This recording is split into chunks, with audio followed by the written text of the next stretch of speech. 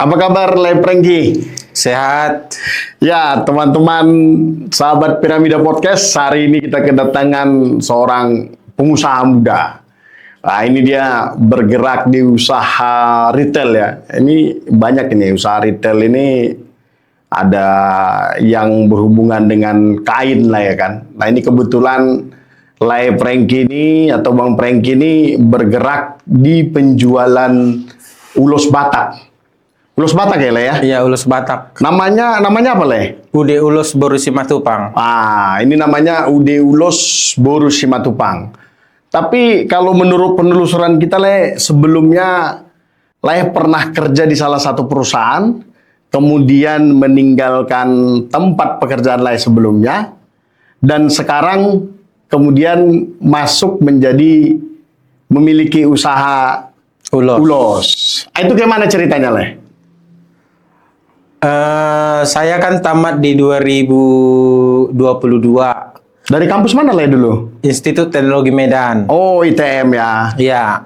Setelah itu kita kan mulai bekerja dari suatu perusahaan ke perusahaan lain, dan di terakhirnya saya di Sinarmas. Oh, Sinarmas. Iya. Yang dimana saya di situ bekerja hampir 2 tahun. Oh, hampir 2 tahun Iya. lah di situ. Dan di situ sepertinya kan kalau kita bekerja kan harus tahan banting, Ya. tahan dimarahi. Namanya di corporate ya. Iya, tahan dimarahi. Kemudian harus tahan dengan gesekan antar sesama teman untuk mengambil posisi. Ya. Seperti supervisor, manajer. Dan kita juga harus tahan dengan kondisi, ya gimana kita harus kejar-kejaran untuk ngambil karirnya. Lalu kok bisa terpikir meninggalkan itu, Le? Kan di satu sisi kan kita perlu ketenangan. Iya. Setelah itu kita perlu untuk masa depan. Betul. Ya, dimana pada saat itu saya berpikir habis masuk tanggal 1, habisnya tanggal 30 dengan gaji yang bisa kita patokan. Iya. Padahal kita tahu pengeluaran kita segini. Misalnya gaji kita misalnya 2 juta, padahal pengeluaran kita 1,8. Jadi saya pikir-pikir kalau 200 saya kumpul-kumpul sampai saya gimana lah untuk Masa depan berikutnya masa ya. depannya. Dari situlah saya mulai beranjak untuk mau buka usaha. Ini usaha yang Le buka dari awal atau sebelumnya ini sudah ada usaha orang tua juga, Le? Sudah ada usaha orang tua. Jadi saya itu disekolahkan, dihidupi dari jualan ulos. Itu lokasinya yang di mana, Le? Yang di Pasar Oras. Di Pajak Koras ya, Pajak Koras. Iya, Pematang Siantar di Gedung 1 lantai 2 nomor 88.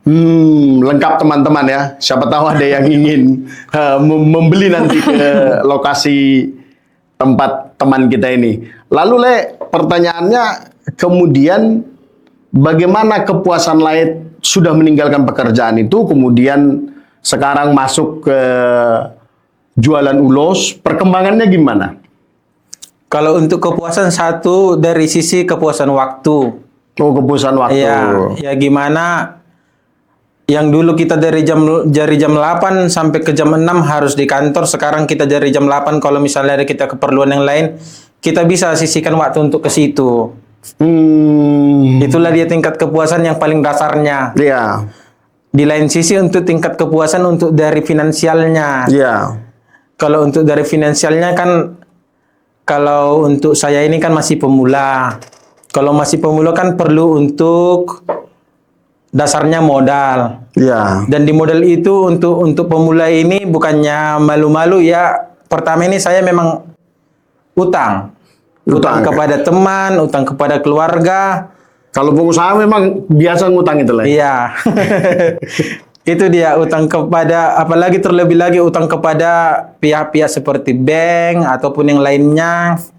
Ataupun ada investor, kalau misalnya mau, seperti itu dia. Itulah yang perlu untuk dasarnya untuk di umur seperti saya sekarang ini. Tapi kalau sebelum Lay masuk lah, meninggalkan pekerjaan itu, kemudian masuk membantu orang tua, kemudian membuka usaha, ada nggak mengalami peningkatan outlet gitu, atau peningkatan tempat jualan, atau masih tetap hanya di pasar Horas saja?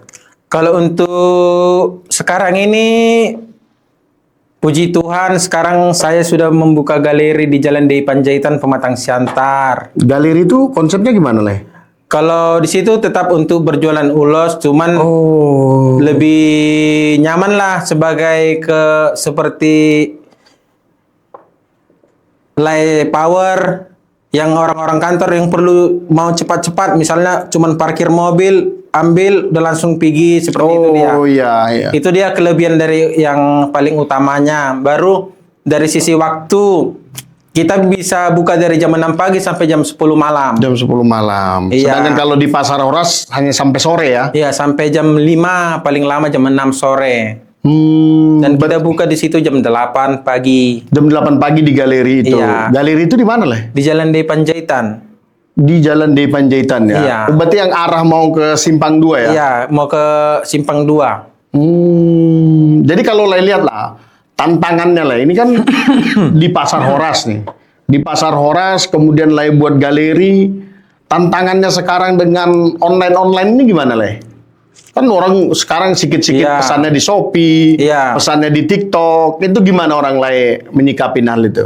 Ya, kalau untuk sekarang ini kita mengikutinya. Cuman untuk seperti saya, pemikiran saya kan udah buka galeri, mungkin yang pembeli-pembeli yang orang-orang tua kan nggak selalu semua yang dari Shopee, TikTok ataupun yang lain-lain. Itu kan biasanya orang yang sibuk.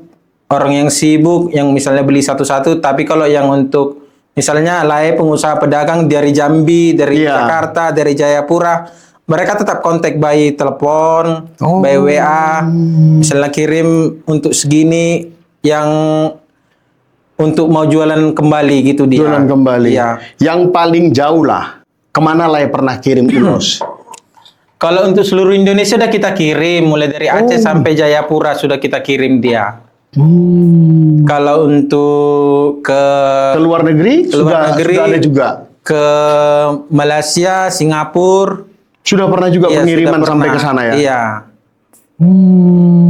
Kalau biasanya itu untuk pengambilan ulos yang biasanya orang lain langsung ke pengrajin. Pengrajin. Dan itu siklusnya setiap minggu, setiap hari atau ada Kalau bulanan? seperti kita kan udah ada pengrajinnya, jadi mereka minimal sekali seminggu antar ke toko kita. Oh, langsung dia ya? Iya. Itu kan banyak ragam jenis ulos. Iya. Itu setiap ulos beda pengrajinnya atau satu pengrajinnya lah? Beda. Seperti kalau misalnya seperti sadum, dia mayoritas untuk di Kota Pematang Siantar. Oh, sadum dari Iya. Pematang Siantar ya? Tapi beda Pengrajinnya. lagi, ada sadum dia sadum tenun tarutung, itu di Tarutung. Tarutung. Iya, baru kalau misalnya untuk ragi hotang ada dari Balige. Kalau untuk sibolang ada sibolang dari Muara. Dari Muara. Nah, dan kalau untuk sarung-sarung beragam dia, ada yang dari Serdang, ada dari Batu Bara, ada dari Tarutung, Balige, semua dia. Ada dari Tapsel. Kalau boleh tahu lah, sudah berapa lama sebenarnya mulai dari orang tua Lay sampai dengan sekarang? Sudah berapa lama menggelutin usaha ulos ini, Lay? Kalau untuk mulai dari orang tua mungkin seumuran saya. Udah hampir 34 tahun. 34 Karena mulai saya tahun. lahir orang tua sudah jualan ulos. Iya, kalau untuk di saya hampir udah bersepuluh tahun sampai saya sekarang sudah berkeluarga. Sudah cukup lama, sangat-sangat lama ya dia, Lay. Iya. 36 tahun. Berarti 34 tahun. seumuran Lay lah ya? Iya, seumuran. Berarti mulai dari orang tua mungkin Lay baru lahir, Iya, mereka udah. sudah jualan ulos. Iya. Dan pertamanya itu di Pasar Horas. Di Pasar Horas Belum ada pindah ya? belum ada. Oh, inilah yang penambahan di galeri iya, ulos. Galeri di Jalan di Panjaitan. Tapi kalau boleh tahu lah, Lay, tantangan terberat jualan ulos ini apa?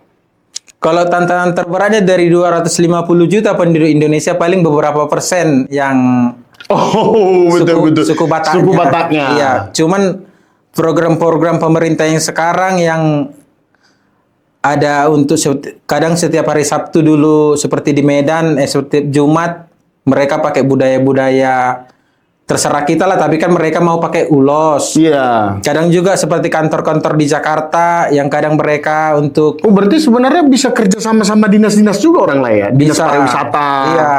Oh, untuk cenderamata Iya, gitu ya. cenderamata. Dan itu yang kita harapkan dari Kota Pematang Siantar ini, selain dari kulinernya, Iya. kita mau seperti untuk souvenir-souvenir seperti di Bali-Bali, kalau kita tahu kan, orang kalau datang ke situ ya Pesus itu harus dibawa, baru baju berlogo Bali itu harus dibawa mereka untuk pulang. Oh, iya. Kita mau Siantar itu juga begitu. Terlepas dari ulos, kita mau seperti yang lain-lain lah, usaha-usaha lain. Maksudnya ada sentuhan dari pemerintah, Iya. kemudian bisa membuat ulos ini juga bagian daripada kekuatan dari Kota Pematang Siantar. Iya. Ya. Kalau kira-kira penjual ulos di Kota Siantar ini ada 100 orang lah? Kalau kita hitung-hitung, kalau di Pasar Horas saja mungkin 400. Pasar Horas saja 400. Iya, lain lagi di Parluasan. Lain lagi di usaha-usaha rumah. Seperti ada toko kelontong, dia jualan ulos juga. Iya. Iya. Mungkin kalau di Siantar ini Ribuan ya? seribuan mungkin ada. Lalu kalau penenun banyak nggak penenunnya? Penenunnya juga banyak. Penenunnya juga banyak. Iya. Kalau untuk di Sadum itu mungkin ribuan juga, karena mereka menghidupi anaknya dari situ. Oh, Iya. jadi seperti usaha rumah tangga gitu Usaha yang banyak rumah ya? tangga, iya. Lalu kan dengan situasi inilah yang Lai lihat. Menurut Lai masih ada nggak kira-kira sih anak-anak muda seperti Lai atau yang juga kemudian membantu orang tuanya untuk berjualan ulos? Masih ada? Kalau untuk di pasar Contoh di Horas, Pasar Oras gitu. kalau yang itu kan biasanya itu panggilan jiwa itu. Panggilan jiwa ya. Iya. Kalau seperti kita memang satu sisi membantu orang tua biar jangan redup, masuklah kita biar usaha kita itu jalan terus. Iya. Karena kan kalau untuk orang tua itu kan ya tahunya ya tunggu di depan toko kita itu lewat orang baru dipanggil. Baru dipanggil. Iya. Betul.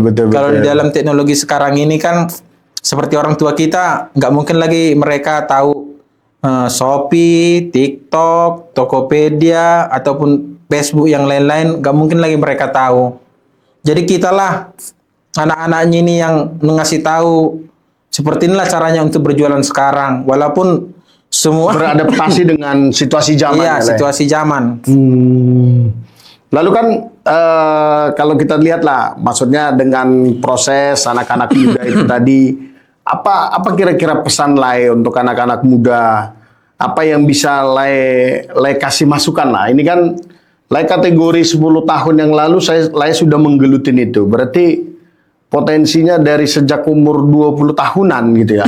Iya. Lai memulai itu sampai pada titik ini. Gitu kan. Nah, ini kan sebuah perjalanan yang luar biasa. Apa pesan dan motivasi Lai yang bisa Lai sampaikan kepada anak-anak muda di Kota Pematang Siantar atau di Sumut ataupun seluruh yang mendengar podcast Piramida saat ini? Kalau pesan saya pribadi, di susahnya mencari kerja yang sekarang inilah satunya contohnya kan. Sebagai anak muda harus lebih berani seperti itu. Lebih berani. Iya, misalnya dia dari tamat SMK lah misalnya, atau menjahit, otomotif atau kelistrikan, lebih berani dia. Karena di saat kita menjalani itu di situ ada jalannya. Contohnya seperti dia menjahit. Iya.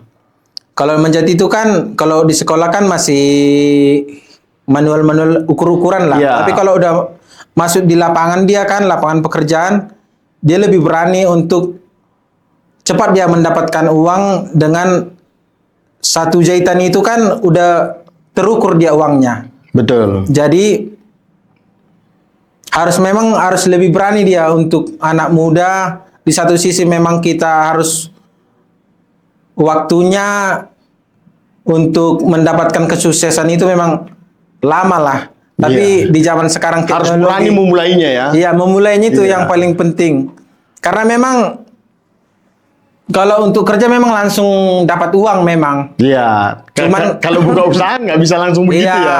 merintis lah dia. Mm-mm. Ya gimana lah dari satu tangga yang misalnya kita seperti saya lah, yang misalnya cuman punya 20 ulos, Iya. di bulan berikutnya ada laku 30 ulos dan begitulah sampai sekarang saya bisa. Lipatan-lipatannya begitu ya. Iya. Hasil penjualan dibelikan kembali untuk Iya. modal yang mau dijual. Iya, walaupun kita kadang perlu modal untuk kita lebih berkembang, disitulah Iya. kita dapatnya. Tapi kan kalau kita nggak terjun langsung kan kita nggak tahu. Iya, iya, betul. Pokoknya kalau seperti saya anak muda, kalau bisa sampai umur di bawah 40, kalau bisa berpikirlah untuk membuka usaha seperti Membuka itu usaha. dia. Walaupun sulit, tapi ada saja jalannya. Motivasi dari orang tua, dari keluarga, itu yang memotivasi supaya kita lebih baik untuk kedepannya. Ya, baik. Terima kasih untuk Live Frankie dan terima kasih buat teman-teman sahabat Piramida. Semoga materi kali ini bisa bermanfaat buat anak-anak muda untuk berani memulai membuka usaha. Karena itu langkah proses yang bisa menuju kepastian juga untuk melanjutkan proses kehidupan. Terima kasih Le Frankie, sampai bertemu kembali Le. Oke, Sehat-sehat Le. sehat-sehat.